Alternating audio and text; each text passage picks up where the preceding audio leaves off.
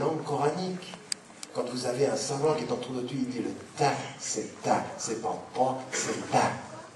Et quand tu as un ra, c'est ra. Et quand tu as un ri, c'est comme ça. Et s'il te fait faux, tu recommences. Ça veut dire attention à ta façon d'articuler. Ça, c'est des choses qui mettent l'exigence. Tout à coup, vous êtes dans le sens, là. Mais je viens de commencer, là. Bon, vous me suivez?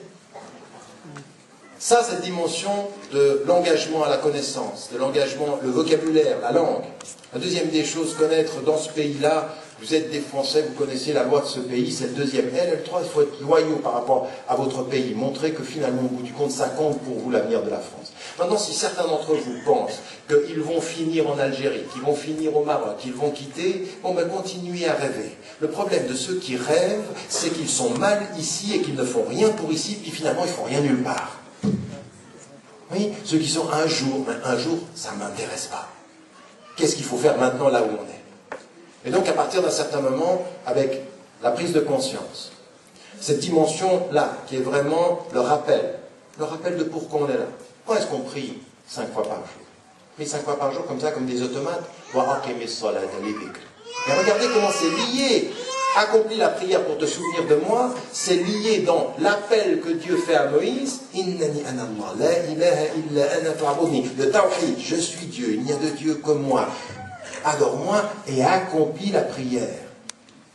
Mais les 5 fois par jour, c'est pour revenir, pour se nourrir de ce rappel-là. Mais pourquoi est-ce que c'est important de se nourrir de ce rappel-là? Parce que le rappel de Dieu dans notre vie doit être la question du sens dans tout le reste, entre les deux prières. Pourquoi j'étudie? Pourquoi j'ai des diplômes? Pourquoi je veux de l'argent?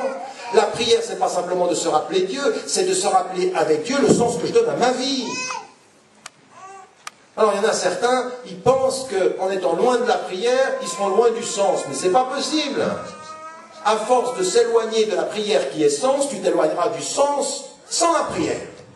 C'est ça le sens de la prière, c'est ça l'essence même de la prière. C'est ça l'essence de se retourner vers Dieu. C'est ça le sens de la direction. D'où que vous sortiez, tournez votre visage dans cette direction. Mais ça veut dire quoi, tourne ce visage dans cette direction? C'est-à-dire, tourne ta vie dans cette direction, donne-lui du sens. Donne du sens à ton travail, donne du sens à tes études, donne du sens à... Tu vas enseigner, ou tu vas étudier la biologie, ou tu vas étudier le droit, ce que tu veux, étudie ce que tu veux, mais mets du sens à ce que tu sais. Parce que le savoir sans le sens, ça devient une nouvelle idole. Le savoir comme ça. Donc ça, c'est bon, Donc ça, c'est un domaine qui est très important, c'est une des responsabilités majeures. Mais vous voyez, c'est de soi, mais c'est aussi par rapport à la société. Alors maintenant, ça m'amène à ma conclusion, une fois qu'on comprend ça, une fois qu'on comprend que ça, c'est à chacun d'entre nous, finalement. Ce que vous faites pour être dans ce sens-là. Alors, nous, on a les 5 piliers de la pratique musulmane, ou les 6 piliers de la foi, c'est toujours pour revenir au sens. C'est pour briser le naturel, pour mettre un terme au naturel et rappeler le sens. S'arrêter, faire naître le sens. S'arrêter, faire naître le sens. Ça sert à ça. Et le Coran, dans notre vie, amener du sens. Et avec ceci, ensuite, on s'engage. Alors, qu'est-ce que ça veut dire? Ça veut dire nourrir mon cœur de tout cela, nourrir mon esprit, acquérir de la connaissance pour mettre du sens dans ma vie. Puis ensuite, je ne dois pas le garder pour moi. Pourquoi je ne dois pas le garder pour moi? Parce qu'il a été dit la chose suivante, que le meilleur d'entre vous, c'est celui qui est meilleur pour les hommes. Pas simplement pour les musulmans, pour les hommes. C'est-à-dire que tu nais dans le sens que quand tu sers le sens vis-à-vis des autres. C'est-à-dire, tu te sers dans le sens et tu les sers dans le rappel du sens.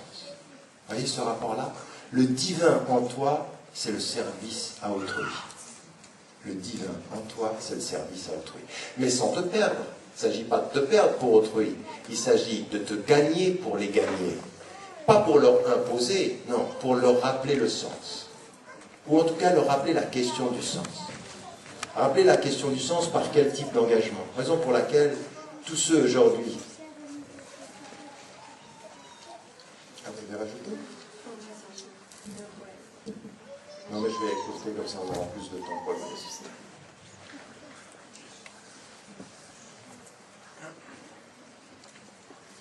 Qu'est-ce que je disais?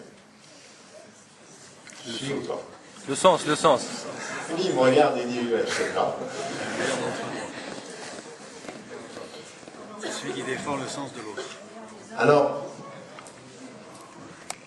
par rapport à ça, c'est de ne pas déjà le perdre pour nous-mêmes et de pouvoir le vivre pour autrui. Et donc, dans notre société, quand les gens vous parlent, souvent, et c'est pour ça que je le répète, et je le répète avec force, nous sommes aujourd'hui dans une période où il faut que vous compreniez que vous n'êtes plus dans cette espèce de vieux leitmotiv de l'intégration. L'intégration, c'est dépassé. Mais ça doit être dépassé, pas simplement dans votre vocabulaire, ça doit être dépassé dans votre tête. Et la seule façon que ce soit dépassé dans votre tête, c'est que vous passiez à un autre mot, à une autre dimension. Quand les gens vous appellent à vous intégrer, montrant par là souvent qu'ils ne vous ont pas intégré dans leur tête, parce que c'est ça le vrai problème.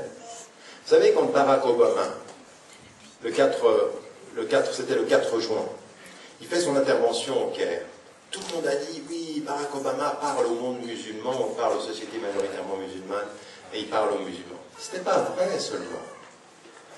Il parlait aussi aux États-Unis en disant aux États-Unis deux choses. Il disait, il faut que vous étudiez l'islam et les musulmans ont contribué à ce pays. 2 jours avant cette intervention, à Canal+, Barack Obama dit une chose qui a beaucoup étonné. Moi j'étais en Turquie quand on me l'a dit, et j'ai dit, c'est pas vrai, il n'a pas pu dire ça. En fait, il l'avait dit, j'ai demandé le texte anglais, où il dit, les États-Unis sont une grande nation islamique. En fait, il est en train de dire aux Américains, ses concitoyens, il faut que vous compreniez que l'islam est une religion américaine, et qu'ils ont contribué, et qu'ils ont apporté. Voulant dire que le dialogue qui consistera aux musulmans à être des contributeurs passera aussi par votre capacité, vous, Américains, à changer votre perception.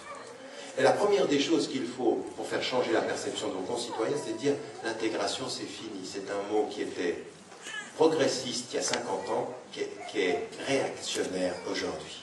C'est fini ça. Maintenant, vous, mes citoyens de confession musulmane ou pas, qui que vous soyez, dans tout ce dont je viens de parler au niveau du sens, de cette quête personnelle, de cette exigence, qui consiste à savoir rentrer en soi-même, à chercher le sens des choses, à chercher du savoir, à se réconcilier avec les livres, à se réconcilier avec la lecture, à se réconcilier avec l'humain. Vous savez, un être humain, c'est un livre. Vous savez ça? Passez du temps à écouter les gens. Passez du temps à écouter les gens. Essayez à comprendre la psychologie des gens. Taisez-vous et écoutez. Taisez-vous et écoutez les gens. Comme vous lisez un livre, écoutez les gens, regardez-les, essayez de comprendre la psychologie. Testez votre capacité à comprendre la psychologie des gens en écoutant et en répondant, en disant, mais est-ce que j'ai bien compris? Voyez ça, ces discussions-là avec les gens que vous aimez. Commencez avec les gens que vous aimez. Vous allez vous apercevoir d'une chose, qu'il y a beaucoup de gens que vous aimez, vous les avez réduits à leur fonction. Que ton papa, c'était ton papa, mais ton papa, c'est une fonction. C'est celui qui a engendré sa fille ou son fils. Mais avant d'être ton papa, c'est un être humain. Qu'est-ce que vous savez de l'être humain de votre papa avant qu'il soit votre papa, c'est-à-dire qu'il vous ait engendré? Qu'est-ce que vous en savez? Quel temps vous avez pris pour voir dans le papa l'être, dans la maman l'être? De comprendre ça, d'écouter. Comme on lit un livre, on lit un être humain. Mais ça, c'est capital. Parce que si ensuite vous avez à vivre avec des êtres humains, à vivre avec des psychologies, il faut capter ces choses-là, il faut travailler. Et il y en a certains qui n'ont pas lu beaucoup de livres, mais qui sont très intuitifs, qui ont énormément de psychologie. Ils ont la finesse de la psychologie. J'ai rencontré, je veux dire, quelqu'un qui a fait, mais combien? C'était 13 ans de prison.